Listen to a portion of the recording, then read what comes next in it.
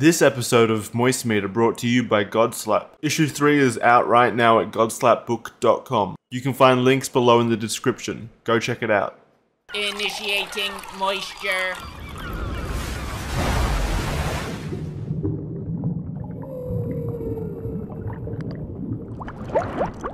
Welcome to the Moist Meter. Today we're taking a look at the Super Mario Bros. Movie.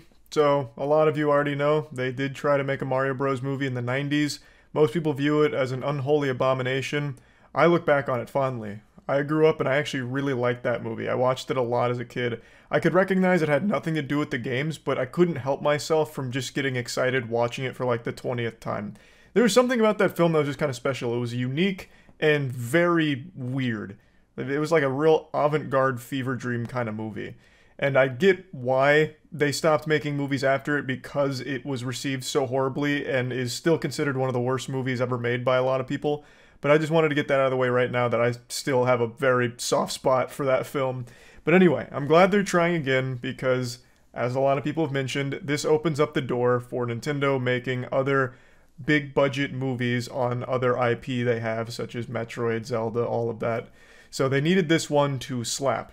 And I'm happy to say that it does slap. Now, I'm not going to tell you it's like a Vasily Kamatsky style slap where it's like unreal and it's going to rock your world or fucking shake the foundation of animated films forever, but it is good. And I want to get this out of the way right now since there's already been controversy. I don't know what the movie critics watched, but it certainly wasn't this film. It had like a 46% on Rotten Tomatoes yesterday, and I don't know what happened there. They must have been boofing crazy pills. That is outrageous. This is not by any means a bad movie. I wouldn't even consider it a mediocre movie. I would say it is good. Above all else, it's very fun and captures the spirit of the games extremely well. Going into this, I was apprehensive about Chris Pratt voicing Mario. It just seemed like a pretty silly fit, and in the trailers, I was less than impressed. It honestly sounded like me delivering the lines when I first woke up in the morning. So I didn't think that was going to work, but after watching the whole film, it seems like they really just did a montage of his worst lines for the trailers, because the rest of it actually worked pretty well. I didn't have any like problems with Chris Pratt as Mario or any of the other voice casts for that matter, so that was a nice pleasant surprise because I expected that to be like the one thing that always rubbed me the wrong way about it, but it didn't. The film is extremely simple, which runs contrary to one of the popular reviews that said it's totally inaccessible or like hard to follow. Which I'm hung up on these reviews. They've actually got me tilted. I'm fucking stun-locked on how stupid some of the reviews were for this movie, and then calling it somewhat offensive. I really don't know what happened there. If that doesn't prove that general movie critics are pretty worthless, then I don't know what will. Calling Super Mario Bros. Inaccessible or confusing. It's... Moving on. The thing about the film is it's extremely simple and is very clearly catered towards families as opposed to like hardcore gamers, right? This is an IP that's existed for fucking 4 decades now, pretty much. So a lot of the people that grew up with Mario and actively play it are adults.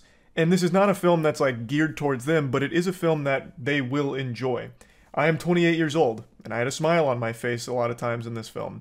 It's chock full of references and Easter eggs that you'll point and be like, I get that one, and it's cute.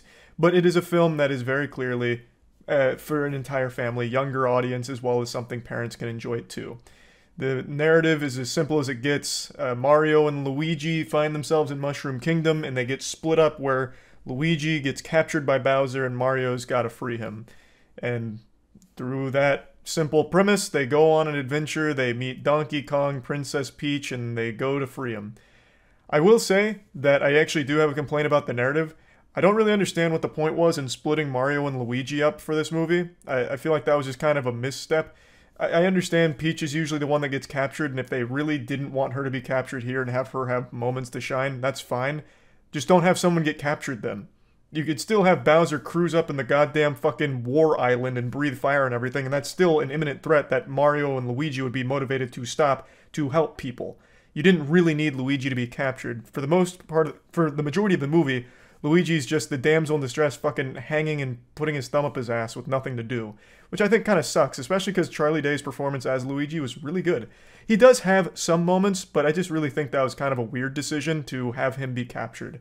Like, if you did want someone to be captured, I do think it probably should have been Peach, and if you didn't want Peach to be the one being captured, well then just don't have anyone be captured in the first place and everyone works together. You know, fucking power of friendship like animes taught us, and they go stop Bowser for the good of the Mushroom Kingdom. That would have still been just fine.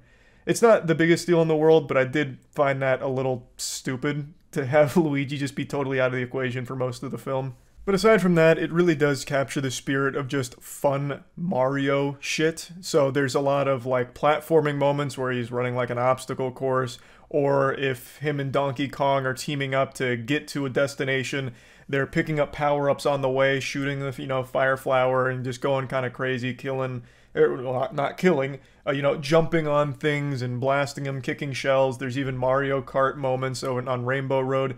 And it's all really fun, and I think it really captures that essence. And it's beautifully animated. The movie is like shockingly gorgeous. They did not cut any costs on the quality of the animation here. That really impressed me as well. Everything in the film looks amazing. Now, the next thing I'm going to compliment might actually be something that some of you view as a problem, but I actually appreciated the pacing in that they didn't bother spending a whole lot of time fleshing out characters. The characters are super simple. Like, they don't really get much depth. For example, Mario shows up to Mushroom Kingdom. He's a total fucking stranger. He's being hunted by toads. Like, he's immediately, like, this problem that they're trying to, you know, fucking kill and burn at the stake. You know, the demon has entered the battlefield. But then he happens to run into Peach at the castle, and she's like, oh, human, like me. All right, great. You can join me in my cause here. And that's it. Then they immediately become best friends. You know, they immediately hit it off, you know, fucking fireworks falling all over the place. They love each other immediately. And they never really, like, bother exploring, like, their relationship or even, like, how they feel a lot of the time. It's just very surface level. And I like that because I've never played a Mario game for the story. I don't think there's many people in the world who have. It's all just about fun. So the film just being pretty short and very focused on like action and platforming and Mario references and fights and fucking karting, I think is for the best, as opposed to bothering with like this, you know, 20-minute scene building up, you know, Mario, his dad being disappointed in him, which is a plot point, but it's not something they harp on. It's something he mentions one time and then it's like, oh, I'm sorry to hear that. You know, maybe your dad's right. Maybe you are a disappointment. And like, oh, no, I'm not. Let's drop it. And then they drop it and they don't bother like really getting deep into it. And that's good. Like you have these little like sprinkled in moments of character development, but nothing too heavy-handed because the film didn't need it. That wasn't the primary focus. So for a lot of people, I do think that'll be a complaint. For me, I actually preferred it. Because, I wasn't going to this movie for some kind of wild narrative that was going to have me tearing up. Yeah, I just wanted something fun. And that's exactly what they delivered. Also, hats off to the music. It was really nice seeing some of the most famous, iconic Mario tunes come to life in this film and even fit in different ways was very fun. But this is actually something I heard Chris Stuckman mention. This rubbed me the wrong way as well. There's a lot of moments of, like, 80s rock in here for some reason, which makes no sense. Fucking AC/DC Thunderstruck playing out of nowhere, or them running around to Beastie Boys. I don't know what the thought process was there. It really doesn't work at all. Like, even if you're a huge fan of those songs, seeing them in this movie, it's like, oh, that's not hype. That's just fucking weird. Almost feels like watching some kind of, like, YouTube AMV where they try and, like, make a song like that fit the atmosphere, and in this one, it just didn't work successfully. But when they actually have, like, the Mario music that they've composed in different ways, it works very well. So they should have just sidelined that whole like 80s rock thing they toyed around with here. That probably shouldn't have made the final cut. But yeah, anyway, I just really don't have a whole lot of complaints about the film at all. Plugging Super Mario Bros. Movie into the Moist Meter, I'm going to give it a nice 80%.